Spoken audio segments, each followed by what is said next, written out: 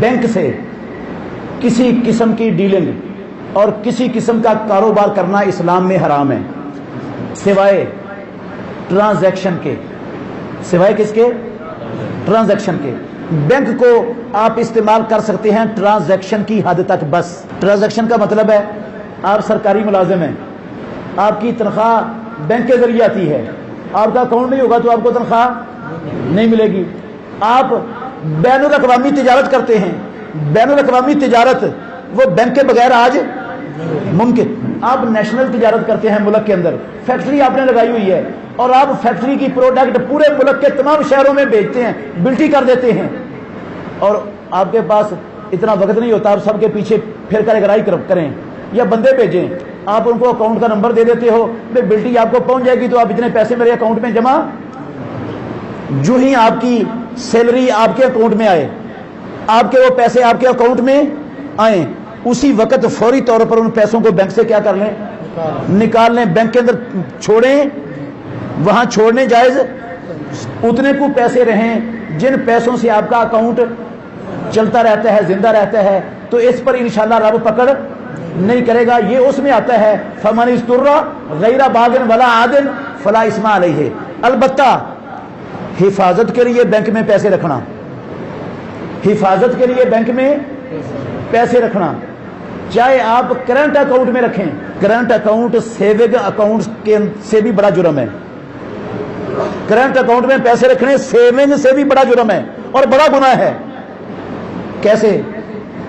आपको पैसे तिजारत होगी। एक हदीस सुनाता हूं, आपको समझ आ जाएगी इंशाल्लाह। प्यारे पैगंबर ने लानत फरमाई है। हजरत जाबिर कहते हैं, मुस्लिम शरीफ में हदीस है, लाना रसूलुल्लाह आकिल रिबा व मुकिलहु व कातिबहु व शाहिदैहि व काला हुम सवा।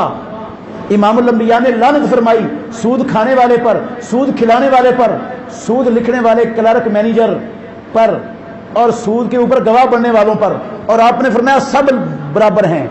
जितना बड़ा गुनाहगार सूद खाने वाला, उतना बड़ा खिलाने वाला, उतना बड़ा लिखने वाला, और उतने बड़े गुनाहगार उस पर गवाही देने वाले।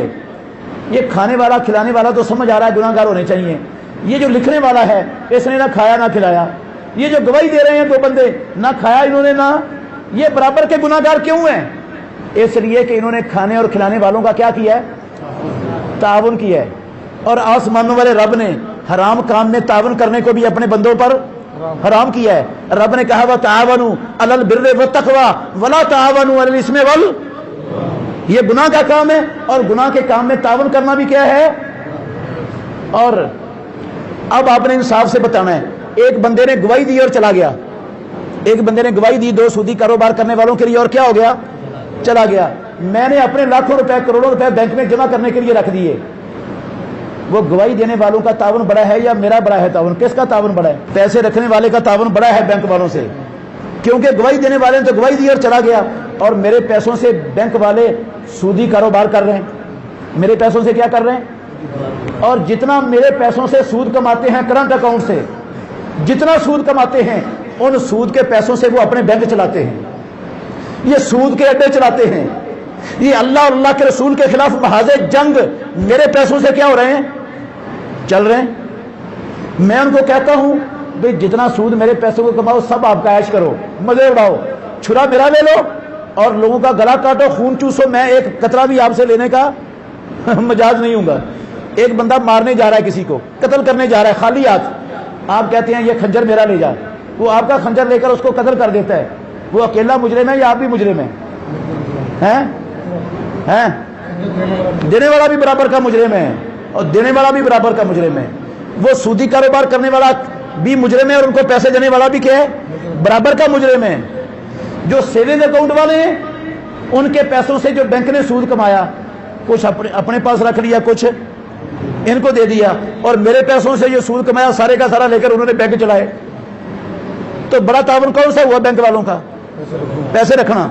आप कहेंगे, बल्कि बहुत सारे लोग कहेंगे, परेशान हो गए भाई, मैं चेहरे देख रहा हूं भाई, पैसे अगर बैंक में रखने जायज नहीं तो फिर आजकल तो हालात बड़े खराब हैं, चोर डाकू बड़े हैं, घर में तो पैसे महफूज नहीं है। ठीक है बात, ये गलत बात नहीं है, बात ठीक है, میرے بھائیوں غور کرنا ذرا، بہت غور کرنا، بڑا نفع دے گا اللہ آپ کو انشاءاللہ۔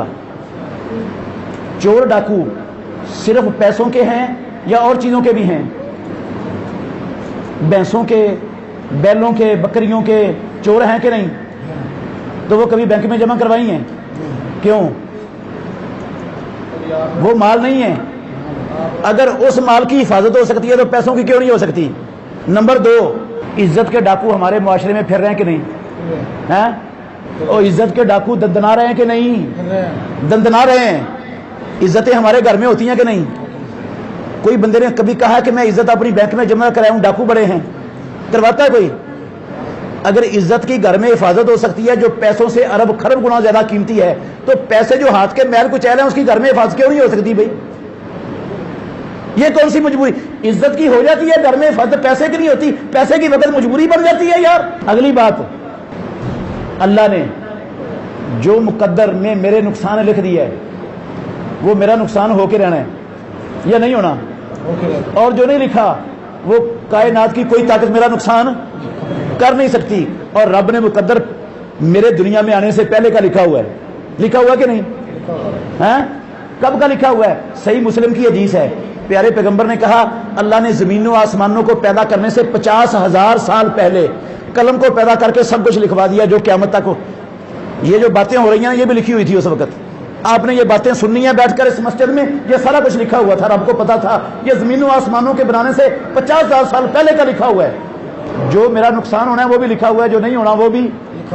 اچھا، اگر اللہ نے میرے مقدر میں نقصان لکھ دیا میرے پیسے کا، تو بینک میں رکھنے سے بینک مجھے اس نقصان سے بچا لے گا؟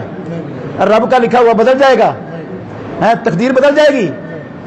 میں نے دیکھا ہے، آپ نے بھی دیکھا ہوگا، ایک بندہ اس نے پیسے رکھے بینک میں، ضرورت پر وہ نکلوانے کے لیے گیا، اس نے کیشیئر سے دتھیاں لی پیسے کی، ادھر کھڑا ہو کے گن رہے، وہ ڈاکو نے آ کے کان پٹی میں پسٹل رکھ دیا، کہتا حاجی صاحب یہ گننے کی تکلیف نہ کریں، میں خود ہی گن لوں گا، ادھر دے دو۔